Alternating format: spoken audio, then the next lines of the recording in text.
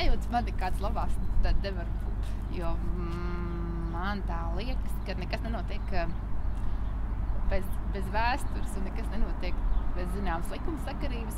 Dzīvojot bieži vien te pie dabas mežā, es vispār nonāku pie secinājuma, ka cilvēka radītās lietas nevienmēr ir ļoti labas un nevienmēr atstāja labu ietekmi uz mums pašiem un uz pasauli mums apkārt.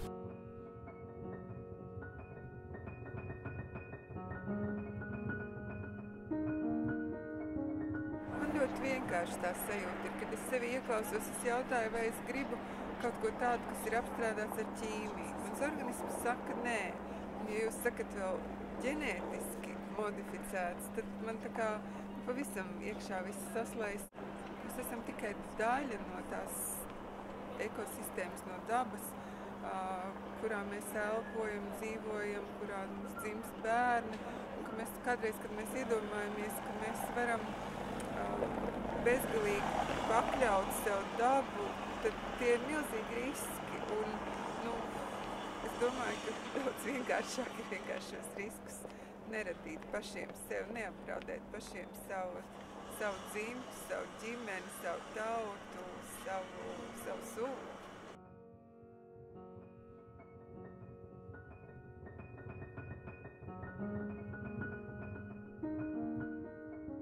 Dabiskā saikne starp cilvēku un dabu ar šādu organismu palīdzību tiek izjaukta, un to izjaukt ir liela muļķība no cilvēka puses, un es ļoti ceru, ka drīzā nākotnē cilvēki apzināsies, cik bīstami tas ir visai cilvēcei, tāpat kā kādreiz senā vēsturē cilvēki nezināja, ka smēķēšana ir kaitīga veselībai, un pat domāja, ka tā ir veselīga.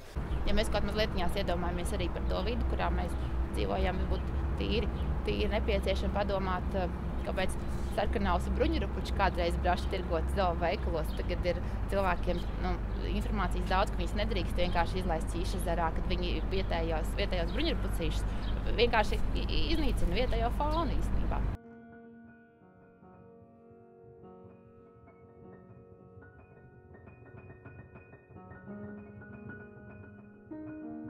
Mums visiem ir jāsadodas rokās, lai mēs cilvēkiem to izvēli padarītu gudru. Lai viņi tiešām zinātu, ka viņi izvēlas kaut ko lētāku, ar ko riskē viņi, ar ko riskē viņu kaimiņš, kas ir zemnieks.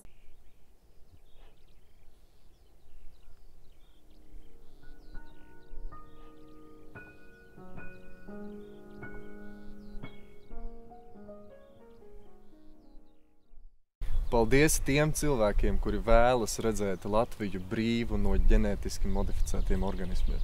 Paldies par Latviju brīvu no ģenētiski modificētiem produktiem. Es gribētu dzīvot Latvijā, kas ir brīva no ģenētiski modificētiem organismiem. Paldies!